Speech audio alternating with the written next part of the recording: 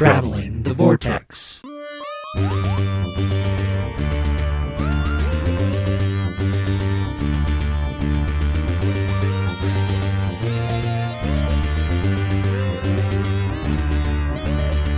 We've joined the Doctor as he travels the Vortex, and we're at episode 499, where we put the R in Argonite. I'm Keith. Sean. I'm Glenn.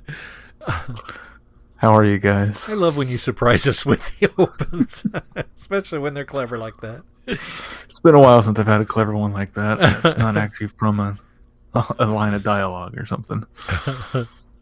I'm gonna throw kudos your way because that was an exceptionally clever one.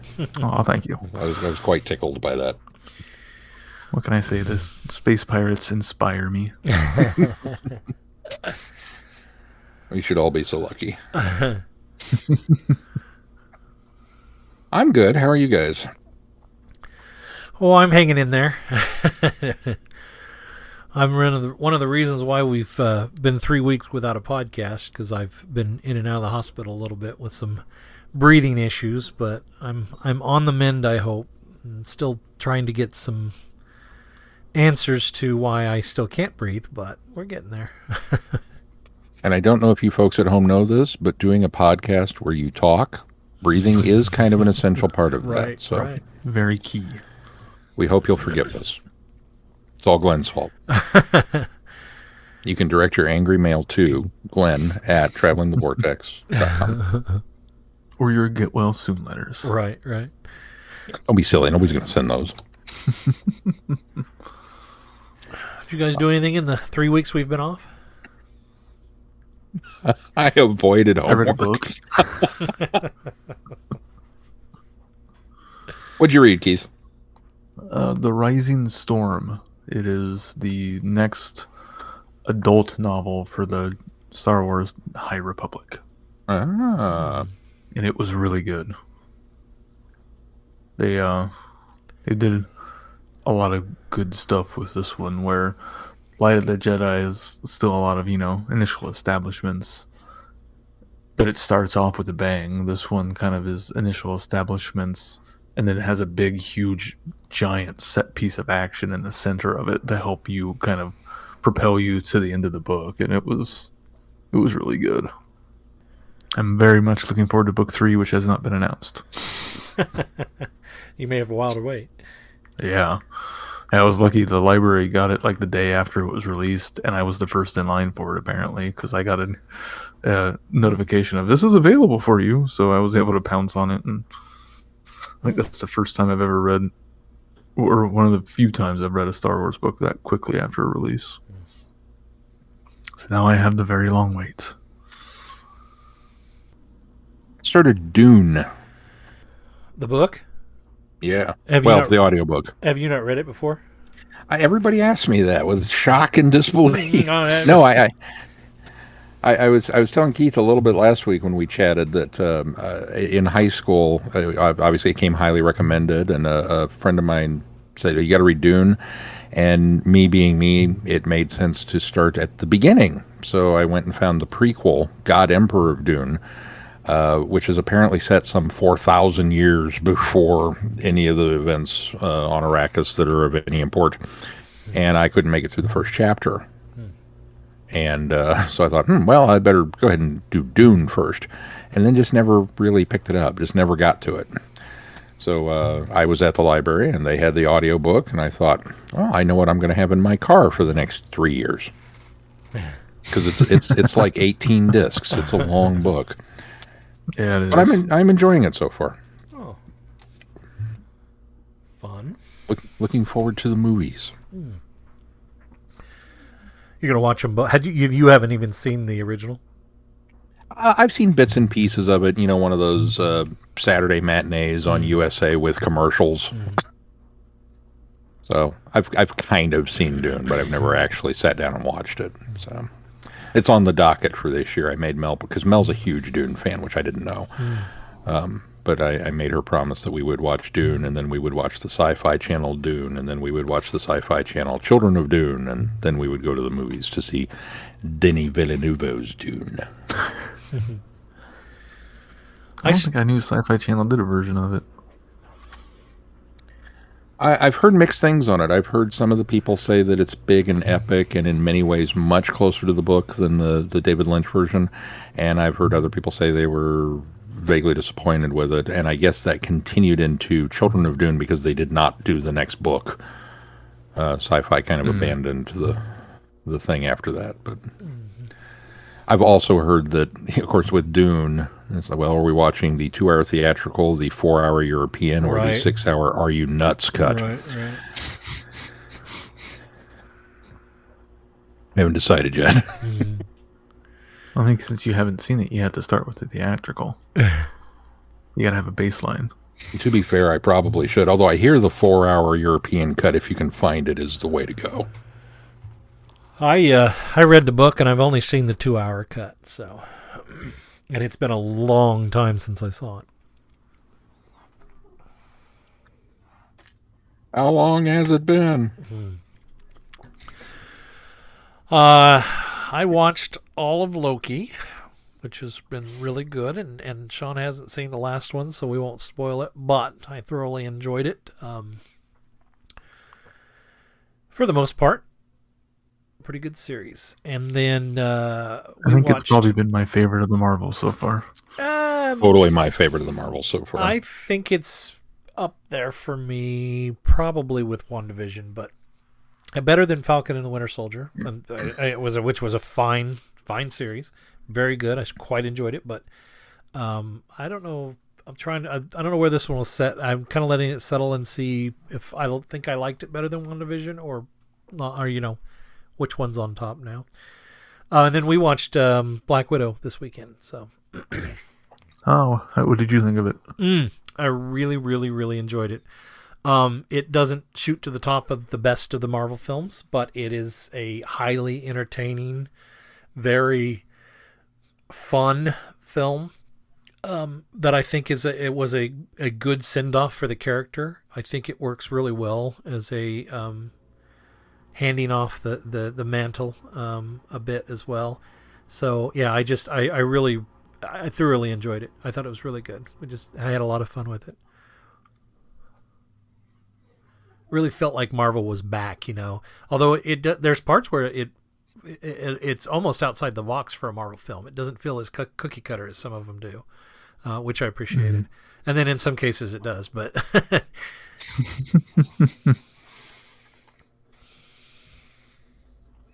we have not seen it yet, but we did watch Wonder Woman 84. Oh, what'd you think? It was okay.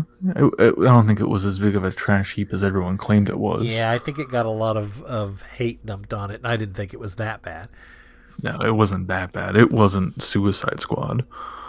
Or Dawn or Bat Soup or anything like that. I mean, it was still enjoyable. Soup, but it was pretty bad. It has its flaws, but I think I'd still watch it over a couple of the other DC films.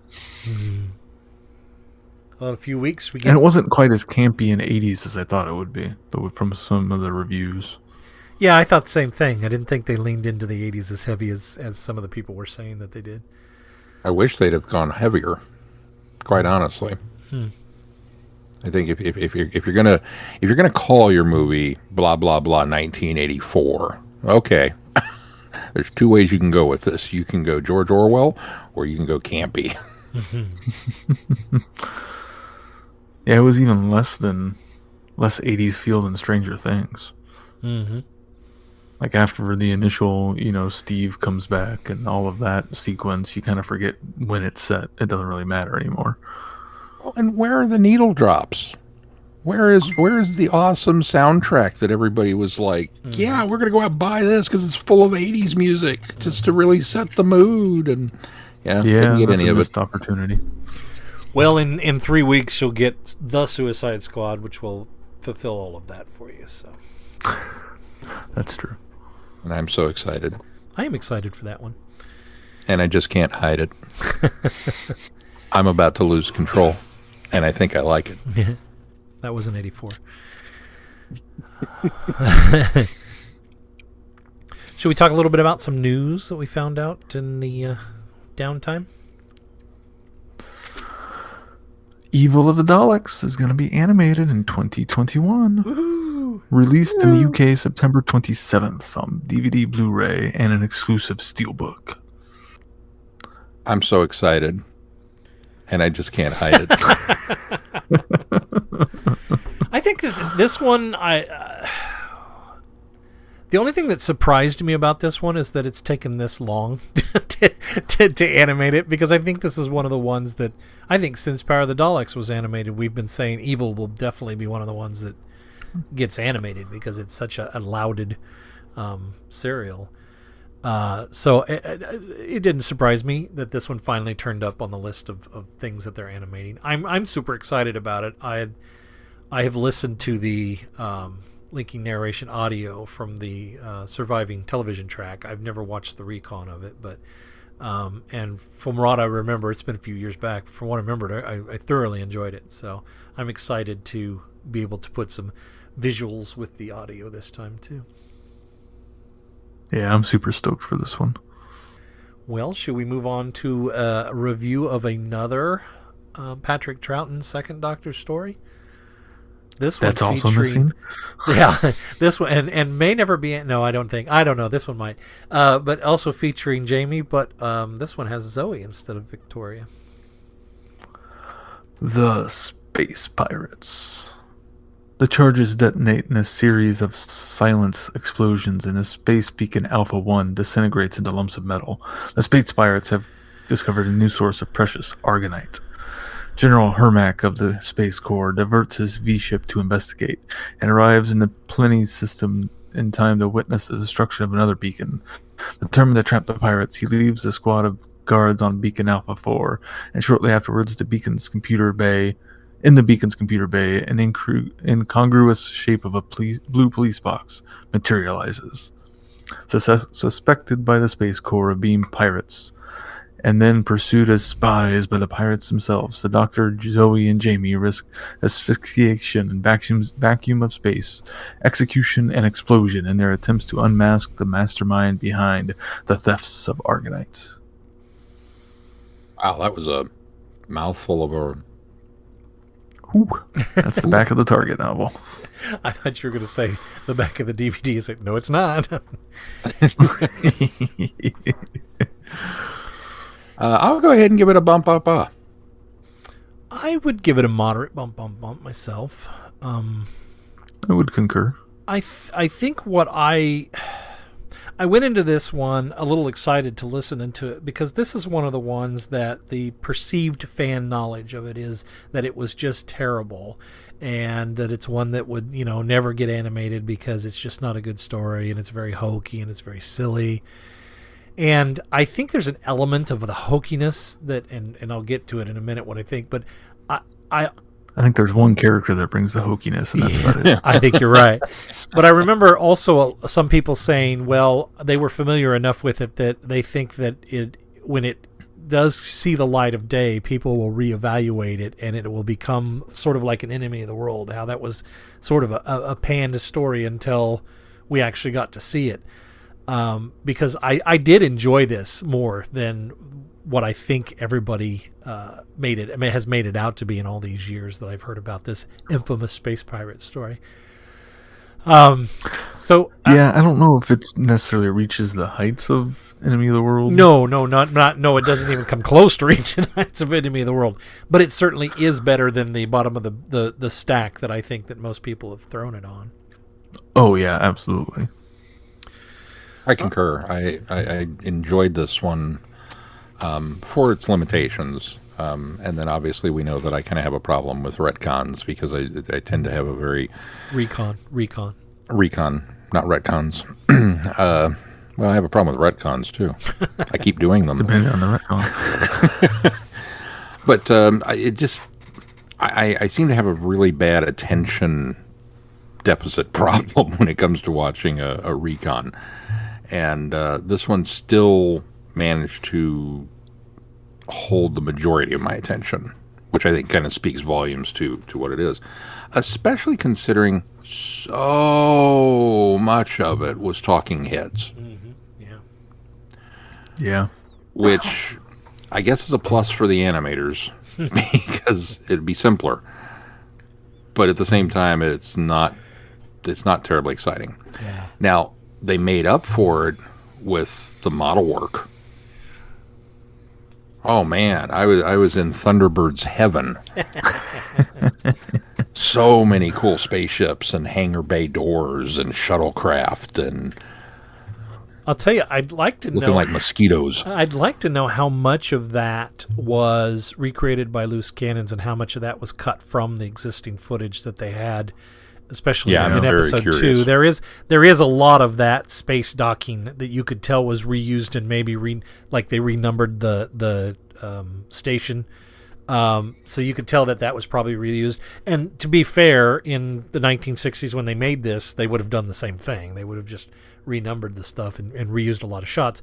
But there are shots that I identified that I didn't feel was in an existing footage, and I have to wonder if Loose Cannon didn't actually put some of that together themselves, which if they did, kudos to them for doing that, because I agree. It certainly gave...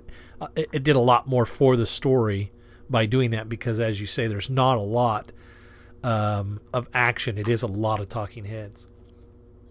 What I find kind of amazing about the story is it moves. There's not really a point where it feels like the story drags. And this is a 6-part story. It's not like this is just a 4-parter.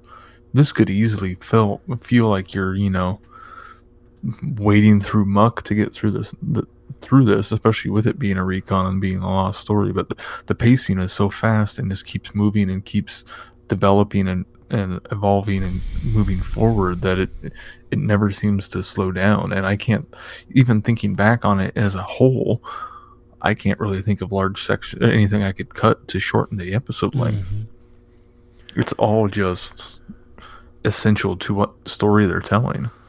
I think also and it's compelling. Well, I think also for a story that could easily be a bottle story because it's all done in space stations, it really feels like it moves from location to location to location, because we start with the Doctor and the companions on the space station, but then we've also got Cavan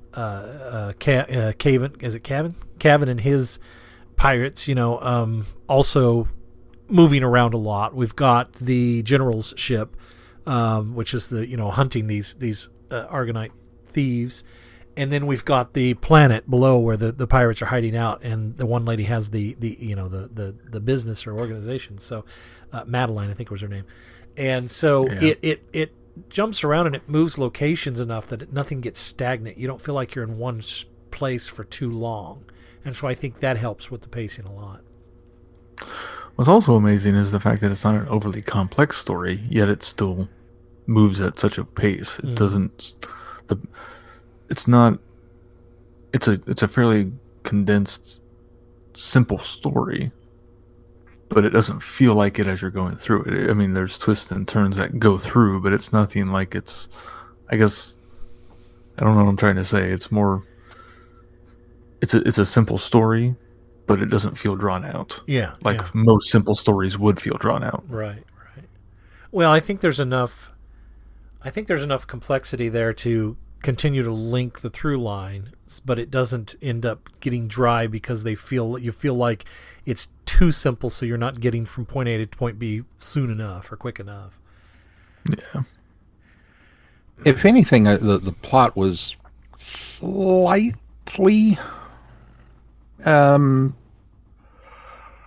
predictable. I picked up fairly early that she was going to be in on this. I was a little disappointed she wasn't actually the head bad guy. And see, once I had it figured out that, she's doing this, that's why, it's obviously part of their crew is going in and doing this with the pirate base. And okay. But then to find out that she was not the head honcho, that she was being held captive because they had her dad. It's like, okay, so they still managed to pull one over on me. And then I couldn't decide. I was like you. I was a little disappointed because I liked the idea of her being the bad guy. Well, I guess it's also my modern sensibilities of them kind of me hoping they would kind of even go so far as I kind of suspected that the dad was being held captive, but I hoped that she knew about it and was the one behind it. Like she locked her dad away She locked in him order up. to. That's the direction I was hoping they were going to go, and I was a little disappointed they didn't. But again, that's not me thinking in a 1960s perspective. That's me thinking in a 2021's perspective. I've of been what okay would with make that too. a convincing story. I think Yeah, that and sorry, Glenn, go ahead. no, I think that I did not see the twist of her being in on it. I guess I was a bit naive, but see, I read the book first, and so I didn't see it coming. I did obviously see it coming when I watched the recon, but but reading the book, I felt that Terrence Dicks kind of were. I mean, even though this is one of those ones that's very much the TV on page, but I think that this one was finessed in such a way, for me, the book was finessed in such a way that I didn't suspect that she was in on it because she was so close to General Hammock, and they did a good job of setting that up for me. Like they felt like they knew each other, almost like he was kind of the surrogate father because her father was gone. So I guess that maybe I was a little naive in thinking that she was a little more innocent than she was.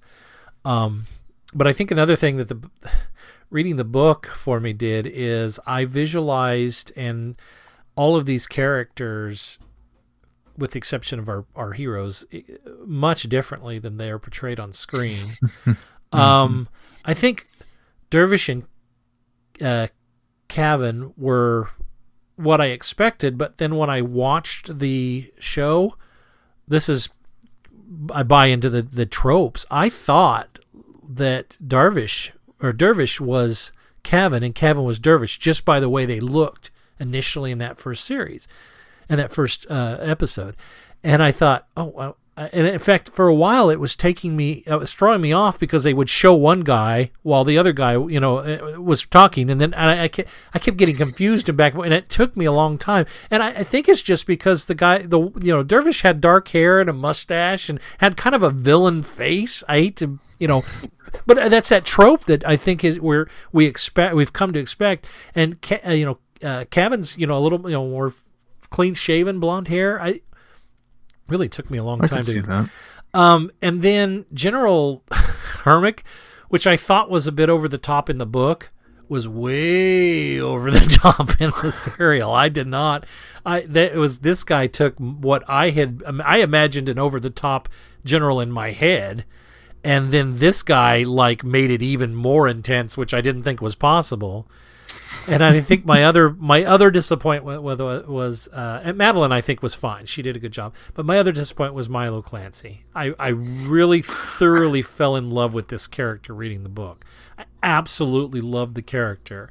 And then when he first comes on screen, and looks like a 49er prospector, and he's got the gun up on his shoulder like you would a rifle, but it doesn't look quite right because it's halfway between a rifle and a handgun, and it also looks more like a because they're doing sci-fi, but it looks like a squirt gun, and so the way he's holding it's very awkward. It's like if you had a pickaxe goes over your arm like that, it would make sense, or even a rifle, but he's got this weird thing going on, and then coming out of his mouth is this really drawly, almost Jimmy Stewart.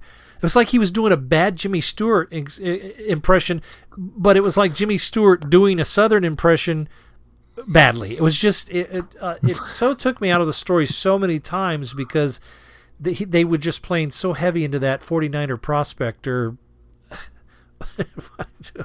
Bonanza type. Yeah, that really pulled me out of it. That was my biggest disappointment with this with the TV version of it. Yeah, I would agree.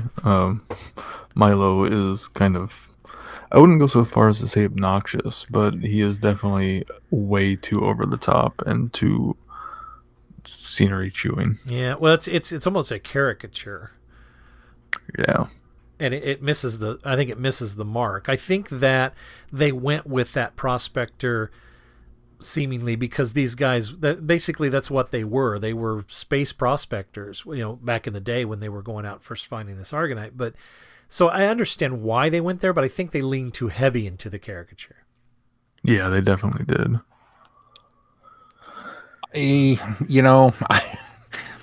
I can understand where you guys are coming from, and you're not wrong, but I'm going to go the opposite direction with it. I watched the episodes first and then read the book. And so I had the benefit of having the visual and audio cues when I got to these characters in the book. And while my initial impression of Clancy was, wow, are they hamming this up? I fell in love with him.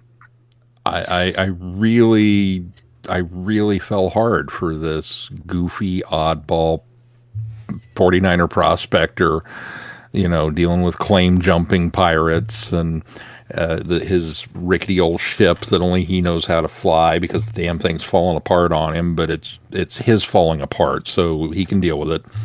And troubles with eating breakfast and just one thing after another. And I just bought it. I was like, yeah, okay.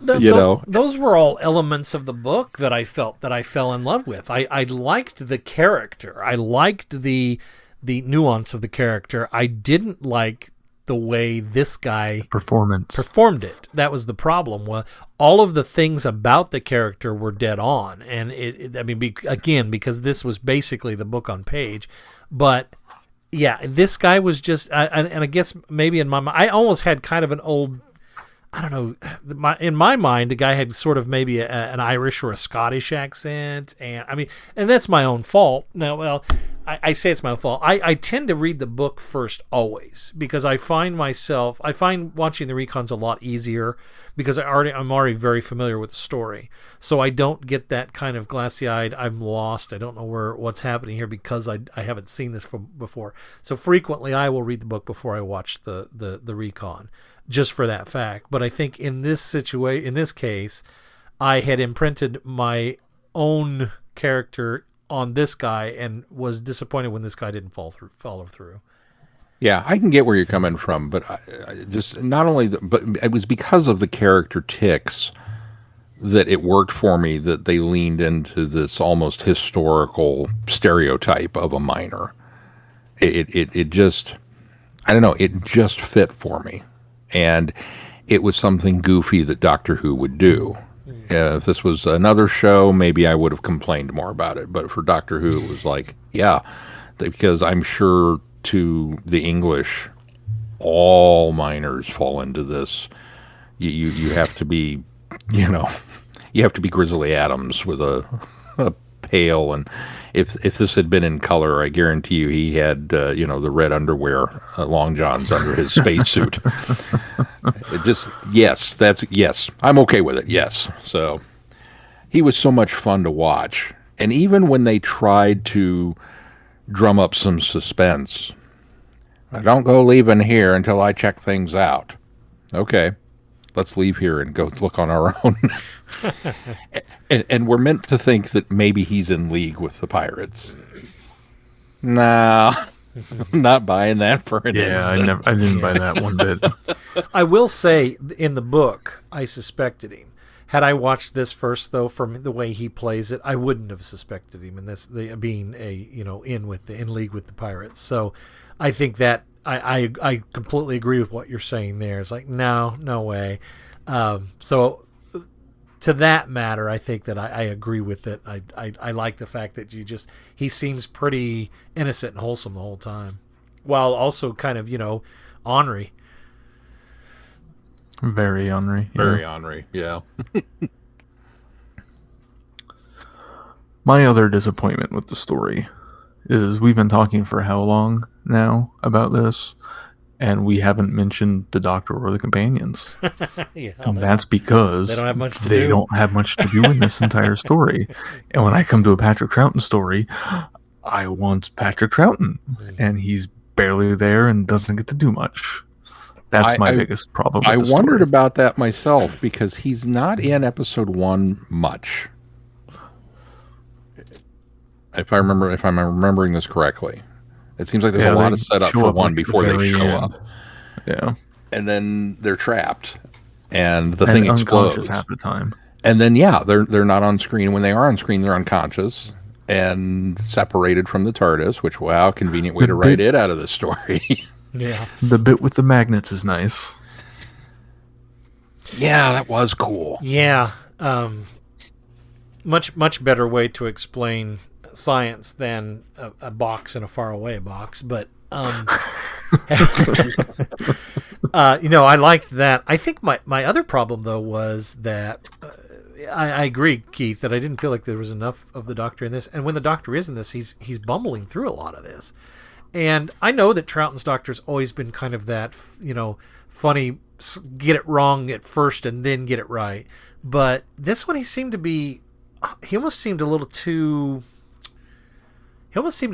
dumb in this one. In fact, I've always liked when Zoe kind of calls him out on something and corrects him. But this time she does it like 2 or 3 times, and there's most of the time she has a lot of faith in the Doctor. This time she didn't seem like she had much faith in him in a lot of things he was doing. So it made the Doctor feel very out of character for me as well.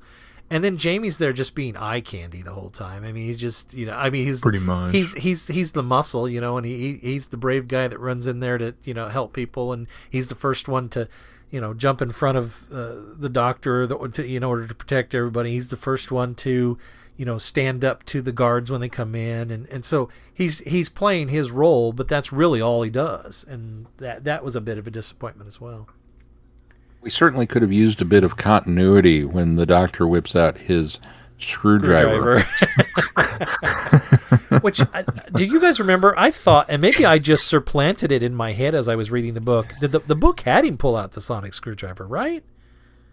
No, surely not, because that was the other thing.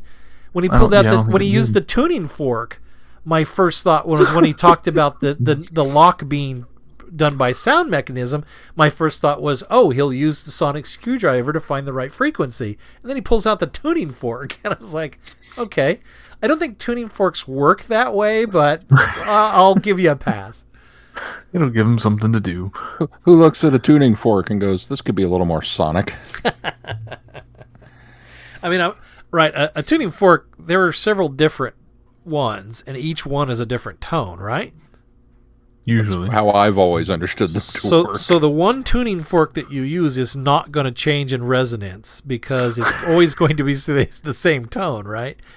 Maybe it depends on how strongly you throw it. Because, when Jamie hurls it at the thing, he gets the right chord, I guess. It is a sonic tuning fork where it's got a little knob on it. He changes. You couldn't see. Yeah, okay. But he just dials it up to change the frequency. Like I say, I gave him a pass on that. But for some reason, I thought I remembered, which I think Terrence Dix has done this before, where he is retroactively put the sonic screwdriver into a story before it appeared. But I was certain that it was in this one.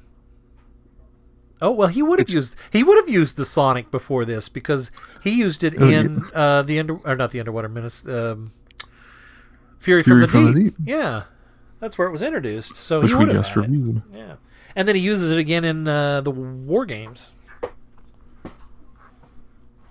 Huh. I just think it's funny that for all of our belly aching about the sonic being this weird omni tool that does everything, we get 2 instances, not 1, 2. In the same serial that would have been perfect uses of the sonic. And so it's not true. there. That's and so now true. we're complaining about it. Early Doctor Who, you kill me. That is so true. Goes to show how much the sonic screwdriver in Fury for the Deep was an on-scene, while filming addition as opposed to in the script. Yeah. Well, Robert Holmes wrote this one, right? Yeah, it's his second story. So he must not have cottoned on to the idea of a sonic screwdriver. Which was still before his time because the first one was the Crotons, so... Yeah. Oh, well, they can't all be perfect. Yeah. Like I say, that I can give that a pass. I don't have to have the sonic used appropriately, but we can go with the tuning fork. It was, I guess, an idea.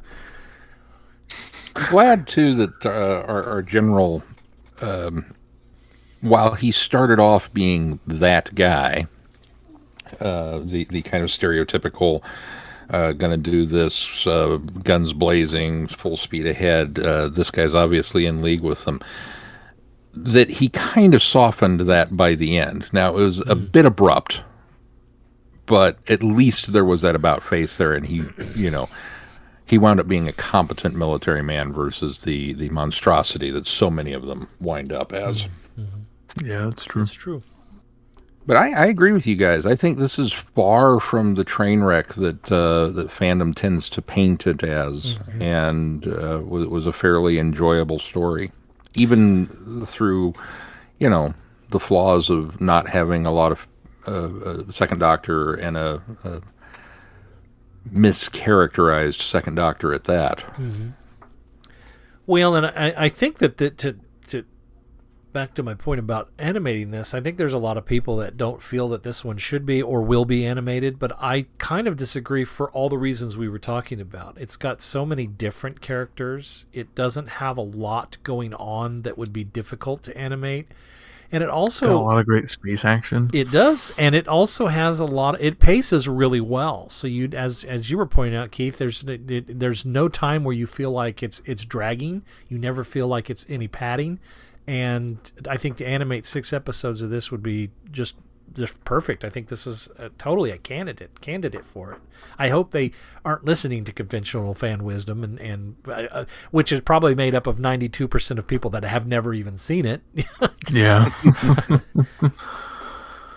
Well, and I didn't think they'd really do the faceless ones as quickly as they did. Yeah. Right? Because that one was a lot more, there's not as many monsters, and it's a bit more subdued of a story, and look how well that came off. So I don't see why this wouldn't be a prime candidate. I would agree. Well, anything else on this one before we start to wrap things up? I just say, looking back at that graphic that our friend Rick Cross posted, that kind of broke it down as to how many characters are in a story, which is not something that I had ever really taken into account before. But suddenly that made total sense, because, well, yeah, you gotta, each one of those is going to be moving at some point. You'd have to animate. It's a heck of a lot easier to animate a story that has 4 characters and a crab than it is to animate something with a cast of 1,000. Right. Unless they're all Daleks. Right. And then you just dupe them. Copy, paste. Yep. I'm pleased with this one. Well, Sean, what do we got coming up on the schedule? Well, coming up on the schedule, we are going to take one more week off next week, just to make sure that Glenn has fully recovered from his ordeal. And then that allows us to gear up for a big epiversary. And even if you don't think so, it's big to us. Our 500th episode of Traveling the Vortex. And we are going to rock around the clock, as it were. The music of who, not the composers and the wonderful people who have rearranged the theme song, but we're going a little further afield, a little further off the reservation. Yeah. And I can't wait for Glenn to get us those materials, because it's going to be exciting. Well, you'll have them by this weekend. That will be followed by our book review. We're getting back into the Lethbridge Stewart Laughing Gnome run with Rise of the Dominator by Robert Mamone. Is that how we decided that one was pronounced? That was Mamone. Mamone. And then some more Mucho Master. We're going to do the Big Finish Missy first series. So lots of fun, and of course, schedule is posted for those of you that like to follow along at home. And be sure to check out that schedule on our website, travelingthevortex.com. You can find all of our updates there. And if you get any value out of this podcast, why not consider putting some value back into it? You can do that by going to their Patreon link on our webpage and consider supporting us. Thank you for those of you that do. Also, please consider giving us a 5-star review wherever you subscribe to this podcast, especially Apple Podcasts, but we would like those recommendations on all podcast sites. That helps bump us up in the ratings and the recommendations. Anything else before we close this one out, fellas? If not, until next time, I'm Glenn. I'm Sean. I'm Keith. Cheers. Good night, everybody. Be seeing you. Sean, did you forget your order again? I forgot my line and my order. It's been 3 weeks. It's been 3 weeks. You're forgiven. I suppose I forgot my order first, and then I forgot my line. Because once I had convinced myself that, oh, no, you are next, I really wanted to say, be seeing you. and the little voice in my head was like, you can't say that. You'll throw Keith off. And then it was Here like, I was- oh, God, what do I say? So what you're good saying night, is that- everybody on the tip of my tongue. So what you're saying is that could have been a bigger train wreck than it almost was. Oh, it was a huge train wreck about to happen. Thanks for listening. You have been listening to Traveling the Vortex. Doctor Who and all of its associated programs are owned and trademarked by the BBC. No infringement is intended or implied.